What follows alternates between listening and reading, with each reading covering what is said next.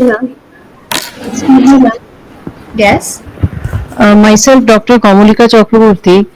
Yes. I was supposed to present in the 4:30 to 5 p.m. session, but since I will be traveling to my home from college during that time, I requested Arakia sir to include my name in this session.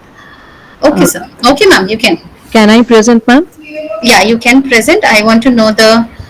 Yeah, please topic. Your topic. Okay.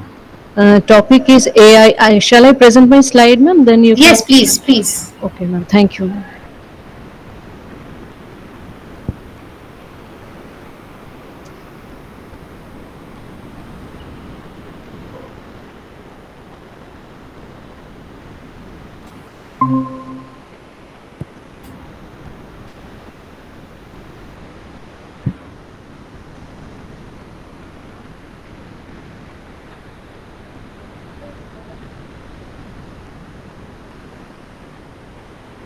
Are my slides visible, Yes, ma'am? it's visible. It's visible. Okay.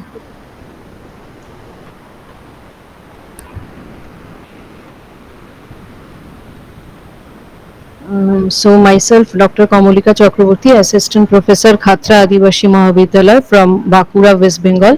I shall be talking about AI, automation and workforce transformation, balancing job creation, displacement and skill evolution.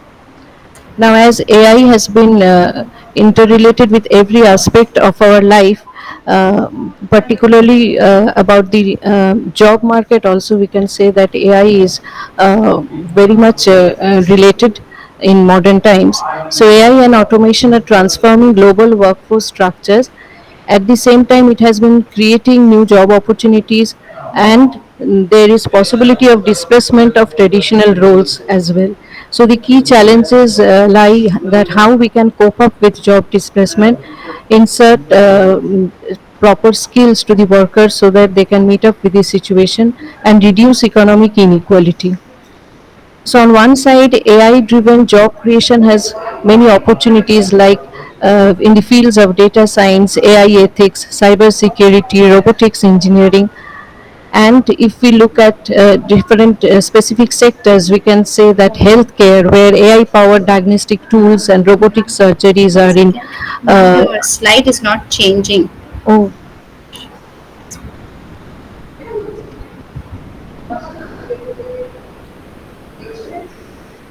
shall I start sharing once again, ma'am? Yeah, you can do that, but you just start from where you left. Right, right.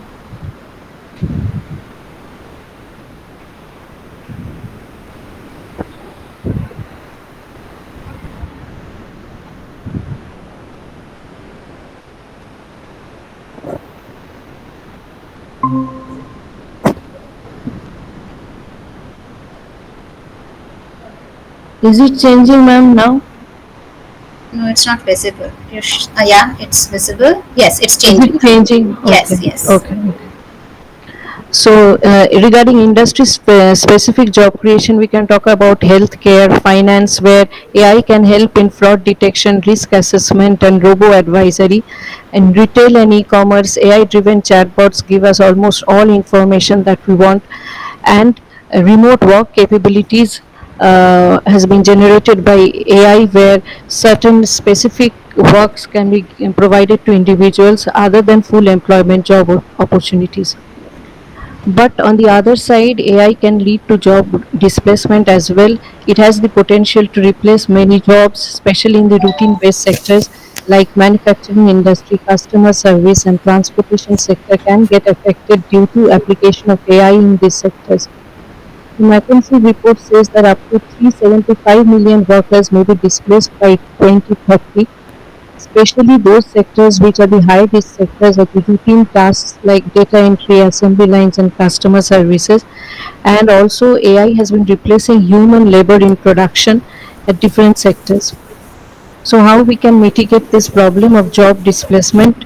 One solution can be reskilling and upskilling programs where we can focus on creativity, problem solving, and emotional intelligence, and training the workers in application of AI and modern technology, and collaboration among governments, corporations, and educational institutions can help to solve this problem to a certain extent. universal basic income program where to provide financial stability to the workers we can take help of these kind of programs which will help them during the time of transition from particular work which requires a particular skill to another type of work which requires maybe some upgraded skill, and it will also help to reduce economic inequality and provide support for creative or entrepreneurial ventures. So AI can act as a complement to human workers. It should not be a replacement. It can help to enhance productivity, provide job satisfaction, and boost innovation. So in conclusion, we can say that AI is transforming the workforce, creating new jobs and challenges, but the key strategies should include reskilling of workers, UBI or the Universal Basic Income Program, and collaboration among different organizations to meet up the challenges. So a sustainable approach requires cooperation to maximize human potential in an AI powered economy. Thank you. Thank you, ma'am. Indeed, it was a very good presentation.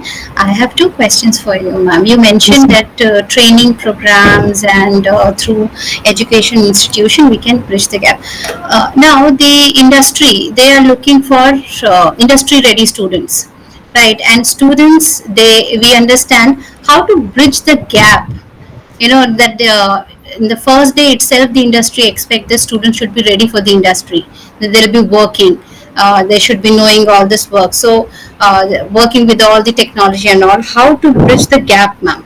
I think like I Do have you been feel teaching that in there an should, one second, do you feel that there should be some change in the curriculum, or do you suggest that, I mean, what is your solution for that?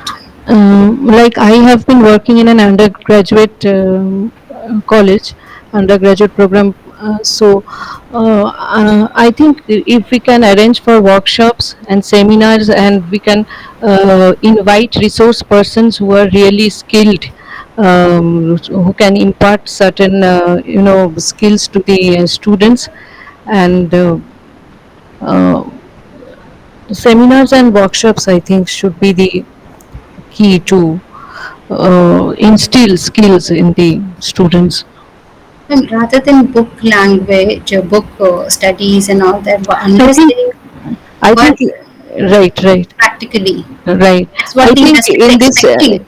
in this in NEP syllabus, they have, I think, most of the streams they have one project which they have to do where industry academia, combination, the collaboration should be there. So I think that will help them if That they will can help. visit any industrial center and have first hand knowledge. Yeah. So the next question is: do you think that the curriculum should be changed, or the academia should be asked to go for industrial experience to have the practical knowledge? You know what they I have think learned, they've been teaching that. So